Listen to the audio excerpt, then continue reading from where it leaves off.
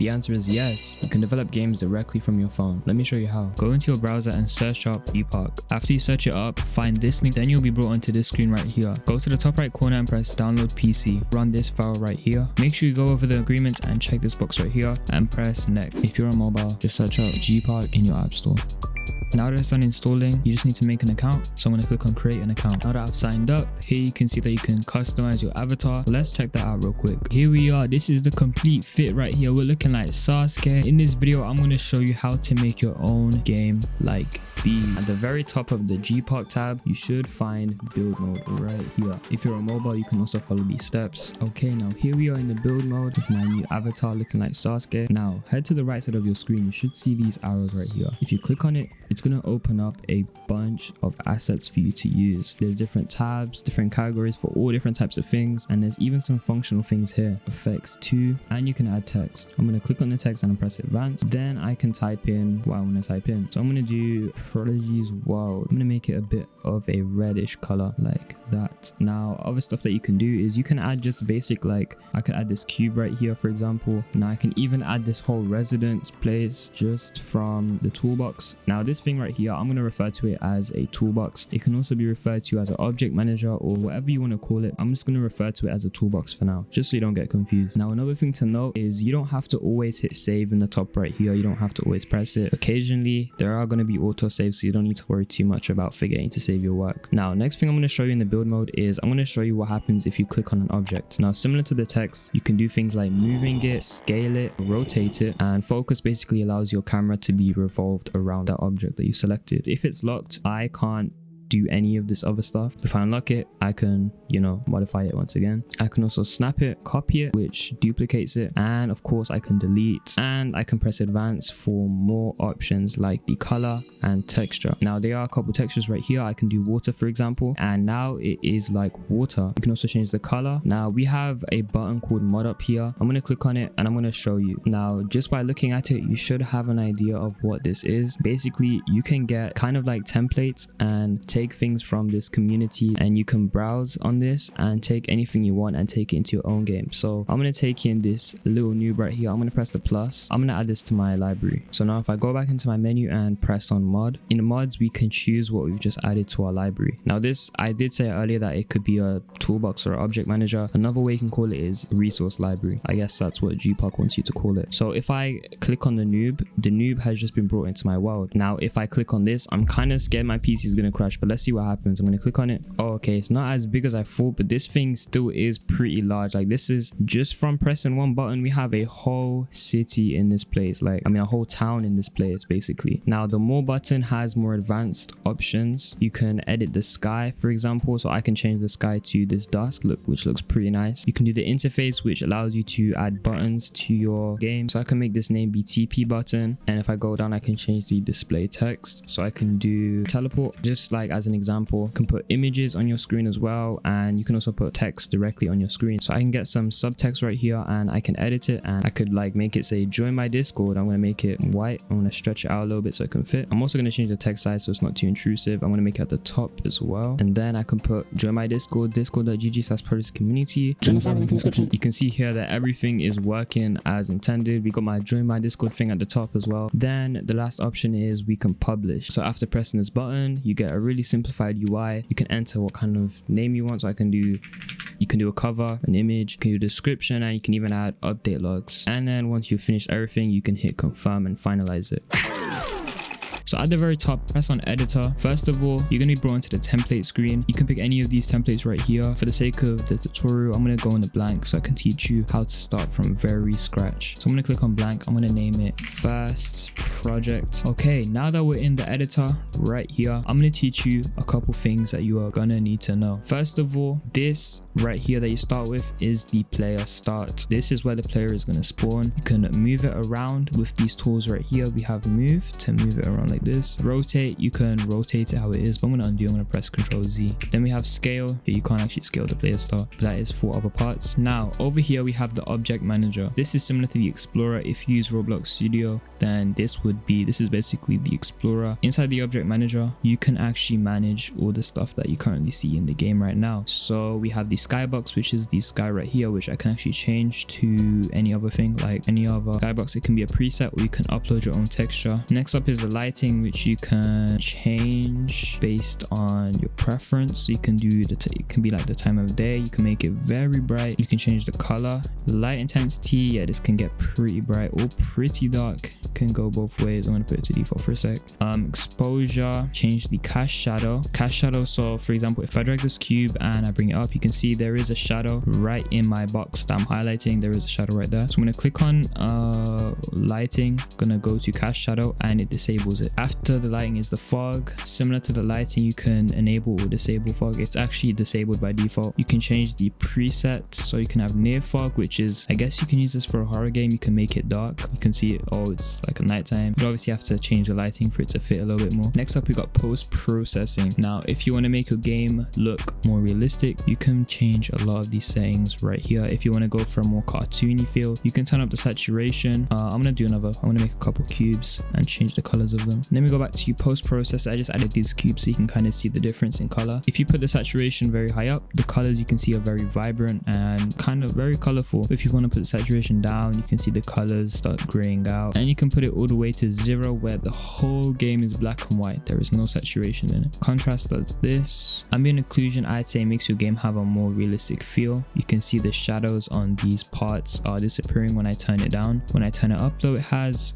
a little bit more shadow to create an illusion. You can also modify how strong this ambient occlusion is. Then we have a blur effect. If I enable it, then yeah, this is blurred out. This isn't even edited. This is literally blurred out. Lastly, in the post processes is the depth of field effect. So if I go far away, it looks pretty blurry, right? But if I go close up, it isn't blurry. By the way, you can move faster if you hold shift while pressing WSA and D. But then you can see that the depth of field makes it so if you're close, it's not blurry, but if you're far, it's blurry. Next up, we have the camera.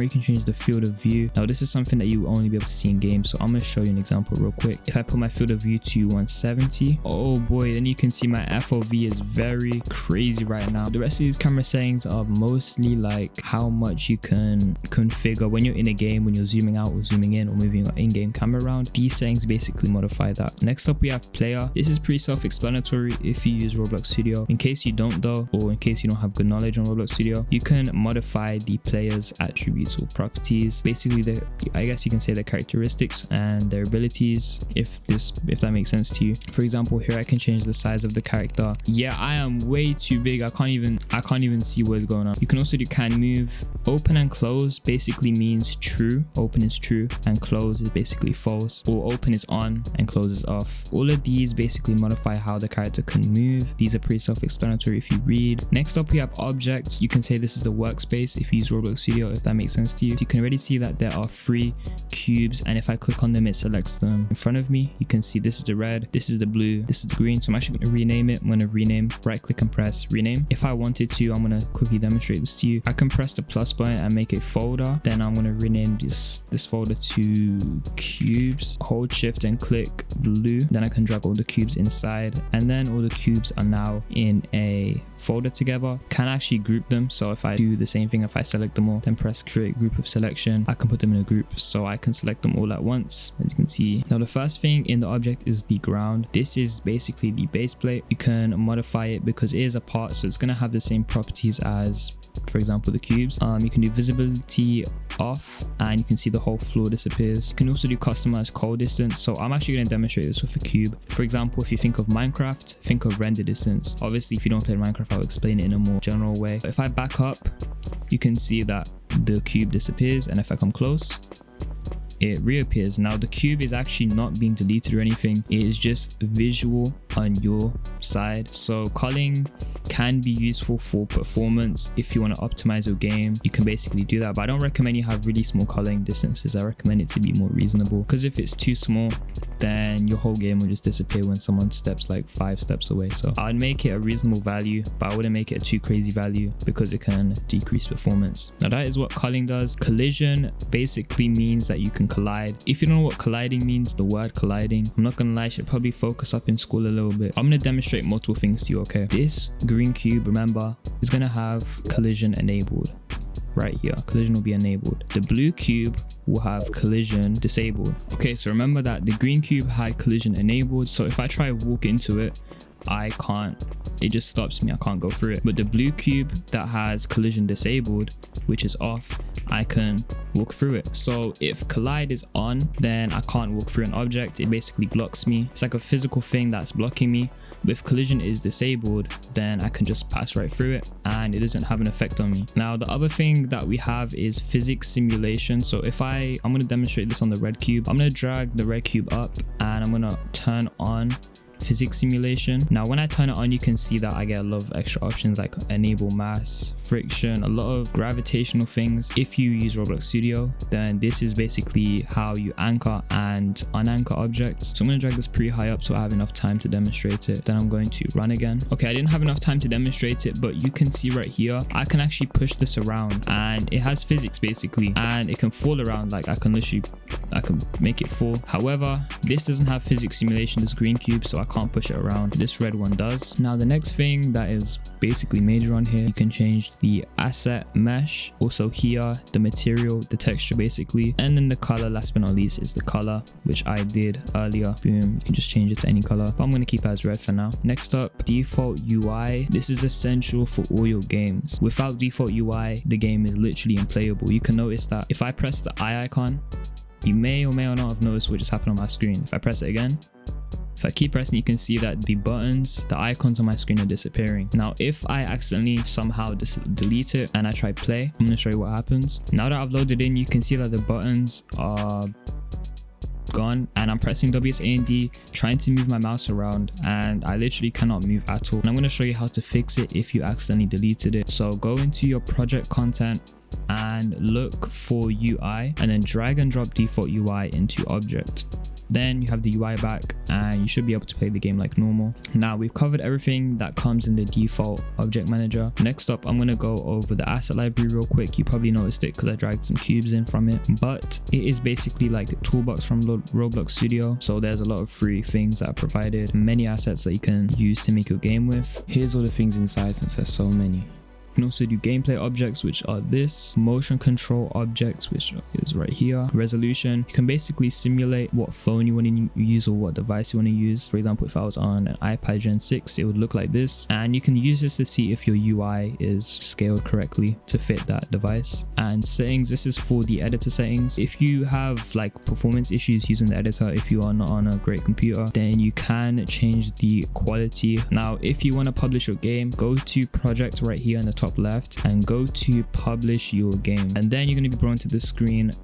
Type in your game name, so I'm just going to name it test game and I'm going to do test. The thumbnail, you can edit this later, but I'm going to press publish. Then once you have done that, you should be taken onto this page right here. Now this is where you can modify your game in detail, so you can change what devices can play on it, the game name, the icon, from page image, detail, page material, and you have a lot of settings right here, like a lot of settings, which is pretty useful to see how much players you're getting or issues with your game, so you can easily debug with this. And yeah, that is pretty much everything covered with the GPark editor. If there's anything that I haven't covered, let me know in the comments below and I'll try and help you out. Thank you to GPark for sponsoring this video, and yeah, happy developing.